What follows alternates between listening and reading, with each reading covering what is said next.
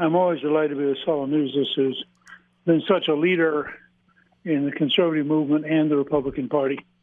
Welcome to the Saul's Newsstand News Rewind for August 23, 2024.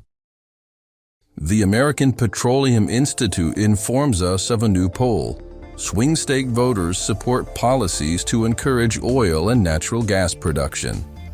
API released new battleground state polling conducted by Morning Consult demonstrating widespread support for policies that encourage domestic oil and natural gas production and limit reliance on foreign sources. The poll shows inflation remains a top concern for voters in battleground states, and an overwhelming majority oppose vehicle mandates. The results show that more than 9 in 10 voters are concerned about inflation, and a majority of voters oppose government mandates that restrict consumer choice, including banning new gasoline, diesel, and hybrid vehicles. You can view the full poll results by clicking on the link in the description below. The Daily Caller reports, economist warns Harris's corporate tax hike could slash Americans' 401ks by double digits. Economist and Trend Macro Chief Investment Officer Don Luskin warned Tuesday on Fox Business's The Evening Edit that Vice President Kamala Harris's proposal to increase corporate taxes could potentially cut 13% from Americans' 401ks. Thank you. Have you ever seen anything like this, what Kamala Harris is campaigning on? Massive tax hikes, letting the Trump tax cuts expire on top of record inflation.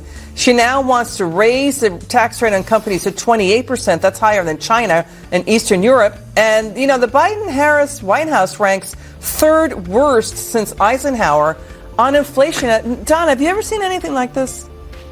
No. Let's talk about that 28% corporate tax rate, all right? That's the big one. First, the Treasury is making more on the corporate tax rate now at today's 21% rate than it expected to do at the higher pre-Trump tax rate. So you want to cut the deficit? Do not raise corporate taxes. Number two, corporate taxes are just an expense for companies. They're a huge expense. Raising the corporate tax from 21% where it is today to 28% where Kamala Harris wants to put it is a 33% expense increase. Expenses will go up 33%. That will take 13% off of S&P 500 earnings. That will take 13% off the S&P 500. That will take 13% off your 401k. Wow. Any further questions?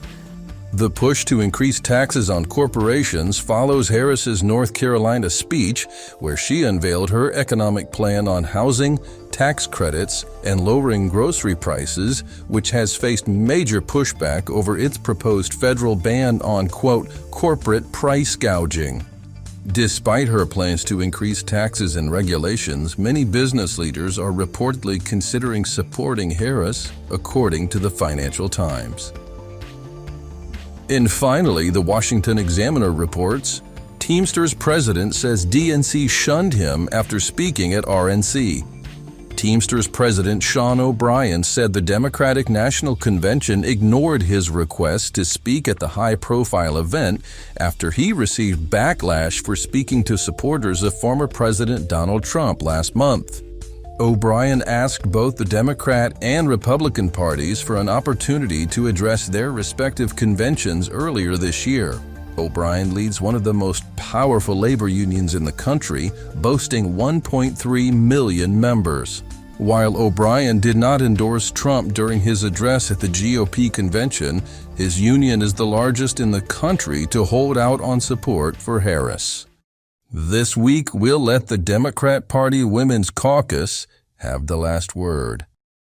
Oh, say, can you see by the dawn's early light what so proudly we hailed at the twilight's last gleaming, whose broad strides